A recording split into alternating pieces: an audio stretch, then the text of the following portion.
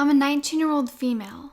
When I was 8, right around Valentine's Day, I received one of those small manila envelopes in the mail. It had no return address, but it was sent from another state that I didn't know anyone from. When I opened it, it was a simple folded sheet of computer paper with a picture of Linus from Charlie Brown, holding a heart in his blanket. It appeared to be drawn and colored by hand. On the inside was a short Valentine's Day message with a small personal detail about my life that only someone close to me would know. Naturally, I thought it was probably my grandparents or my parents trying to do something nice for me. Every year, I received one of these cards around Valentine's Day. Every year, it had a picture of Linus, included a detail of my life. It was typed in some font and was from a different state. For example, the Valentine's Day after I adopted my dog Bailey, the card said, "Would Bailey be jealous if you were my Valentine?" I kept most of these and managed to find a few as I was rummaging through old worthless junk. When I got older, I finally mentioned it to my grandparents, fully expecting it to be them, but they swore that they weren't sending them. I honestly believe it because I expressed my concerns by this point, and they weren't the type to want to scare me. Neither were my parents. The only other family I have in the US are my dad's parents, who don't speak English well and have never owned a computer. They immigrated here and wouldn't know people in so many states. Aside from my parents and my brother, who find it strange as well, I have no other family. I still get the cards every year, always the same, except for one Valentine's Day a few years ago. I received a stuffed teddy bear and a big chocolate heart along with the card. Needless to say, I did not eat the chocolate, and I searched that damn bear, half convinced there could be a hidden camera. After that year, I started receiving just the cards again. In any case, as a child, it was sort of exciting and mysterious, like a secret admirer. Now it's just unnerving. I have racked my brain around for years trying to figure out who it could possibly be, and I've given up empty-handed.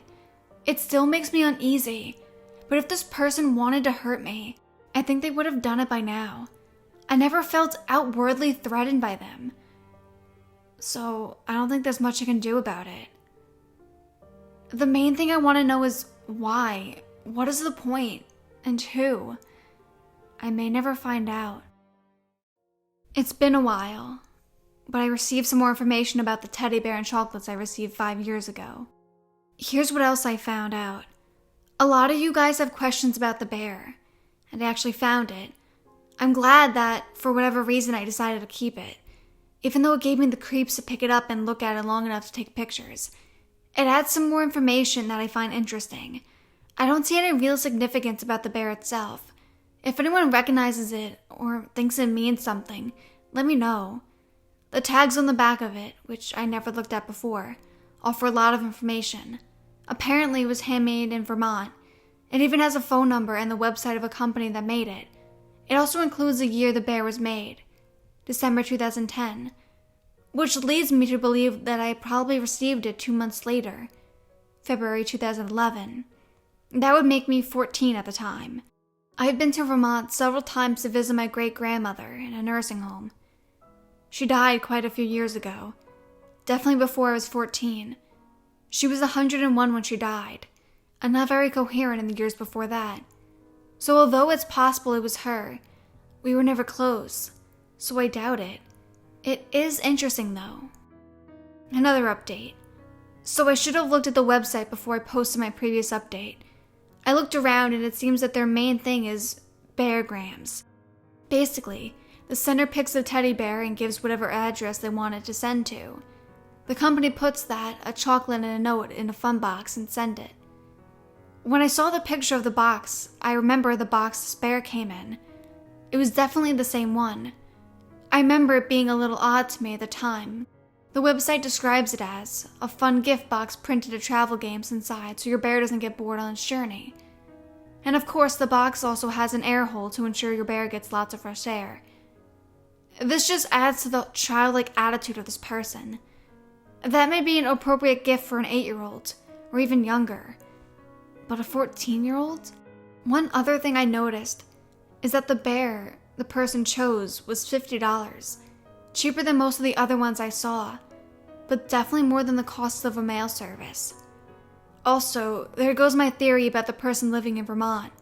One thing I did notice was that they have a lifetime warranty. So if your bear gets damaged, you can send him or her to the bear hospital to get nursed back to health.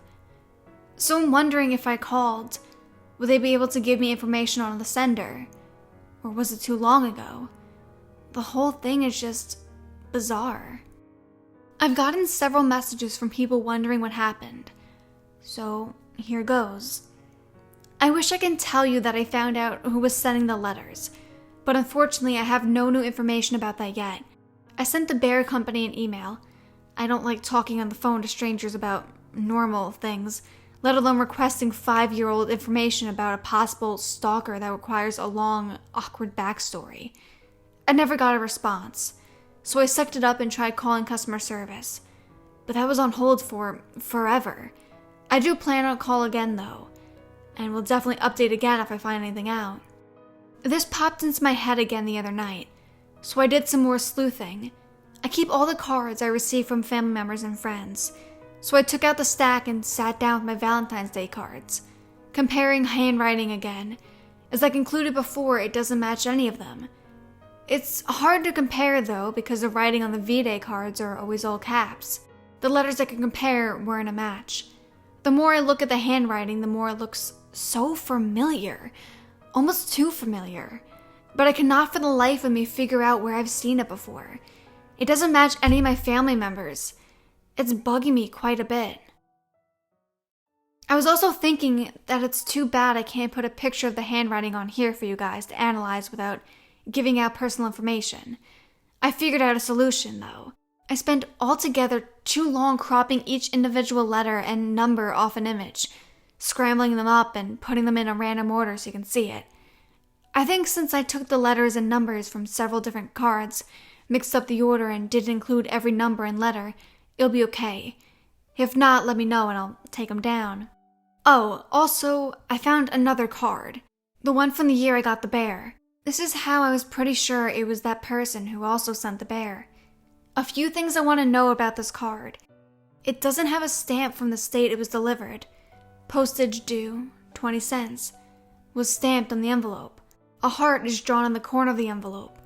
The way the writing is worded sounds wrong. It read, "I couldn't bear it if you won't be my Valentine."